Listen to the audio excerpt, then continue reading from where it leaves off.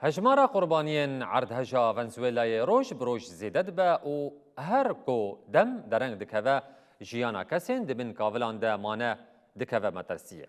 سروک مجلسان توایی یا ونزویلای دیار کر گو حطانها هجمارا قربانیان گهشتی 1719 کسان.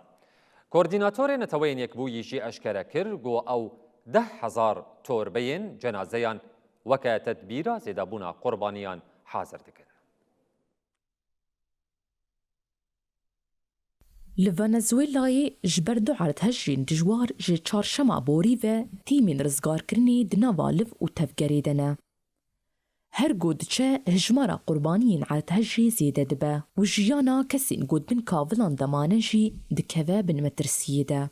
Li gorî agahiyên herî dawiyê hejmara qurbaniyan gihiştiye 1719 kesan. Ev dane ji alî serokê Meclisa Neteweyî ya Venezuelayê Jorge Rodriguez ve hatiye ragihandin. Serokê Meclisa Neteweyî ya Venezuelayê got ku hejmara kesên birîndar 5,000 kes derbas kiriye û bi 10,000 kes wendane. Li ser vê yekê jî Gianluca Rambalo del Tandaro, koordinatorên Netewên Yekbûyî li Venezuelayê nîşaneyên bêhtiriyên qurbaniyên erdhejê dide. کوردیناتۆری نەتەوەی یەکبووی ئەشکەرە کرد کۆ ئەو 10,000 تۆربەیین جەنازەیان وەکی تەدبیر حازر دکن. تەڤی کۆ نێزیکی هەفتەیەکێ ئەڤ عەردهەژ قەومیە لێ حەتانەها کەسێن ساغ ji bin kavilan têne derxistin. Duh herî dawî xortekî 21 salî û zarokeke sax ji bin kavilan hatin derxistin.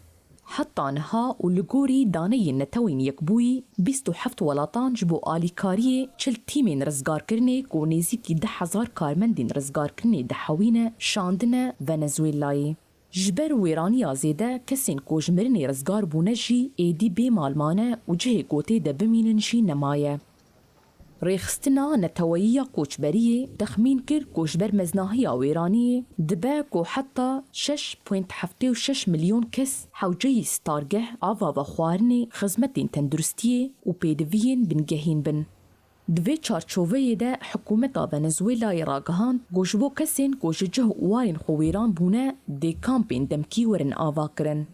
Dewletên Yekbûyîn Amerîkayê roja dişemê ragihand ku ew ê alîkariya xwe ya ji bo Venezuelayê ji 105 milyon dolarî zêde bike bo 300 milyon dolarî.